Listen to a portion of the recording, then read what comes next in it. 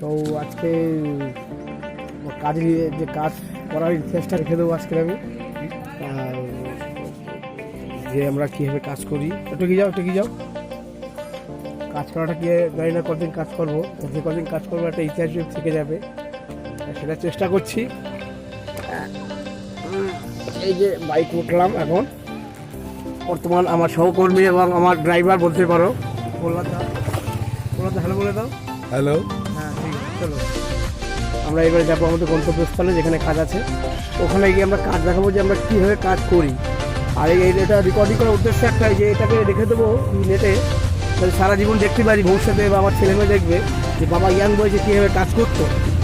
ঠিক আছে, সেই ক্ষেত্রে আমরা এখন কাজে যাবো, কথা বলে দেখতে পারো। আর ভাই কী বলো? রাজদা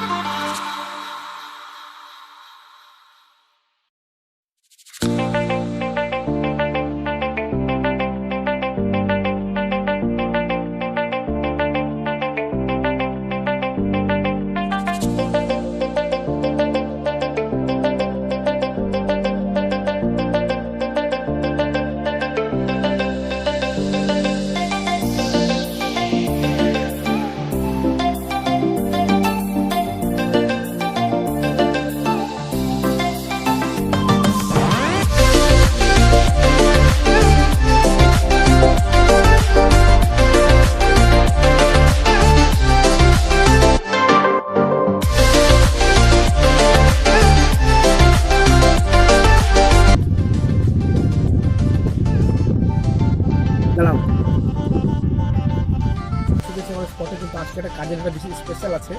আজকে আমরা জলেশ্বর শিব পুকুর ধারে কাজ করছি। জলেশ্বর মন্দির থেকে দাদাকে দেখাতে বলবো, দেখো একটু গিয়েছে, দেখো জলেশ্বর শিব মন্দির চোরাটা আর পুকুর ওই যে নিচে। এখানে এই জায়গাটা বাবাকে তোলা হয় যখন সান চোখ মাসে যখন ওই হয়, এই জায়গা থেকে বাবাকে তোলা হয় এই জায়গাটা। যাই হোক, আমরা ঠাকুরকে প্রণাম করে যে কাজ শুরু করি। আমাদের যা কাজ, এটা আমার ব্যক্তিগত লাইফ স্টাইলেই থাকবে। যে কাজটা হলো আমাকে এখানে উঠতে হবে, এই 14 ফুট মরে উঠে ওখানে মেশিনটাকে মাপতে হবে, এটা আমার কাজ। আর ক্যামেরা থেকে বলবো তো ক্যামেরা ধরতে,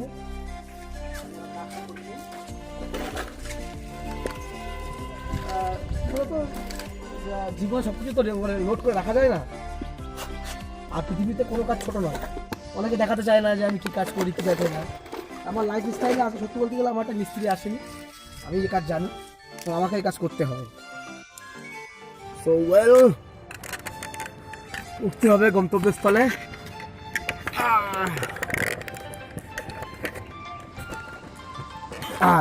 এই হলো মেশিন, এই মেশিনটাকে জাস্ট একটা অ্যাডজাস্ট করে আজকে এখানে কাজ সার্ভিস হবে। ওপর থেকে বেশ সুন্দর লাগছে দেখতে। ক্যামেরা দাদা কোথায় গেলে? এ নাও ক্যামেরাটা ধরো।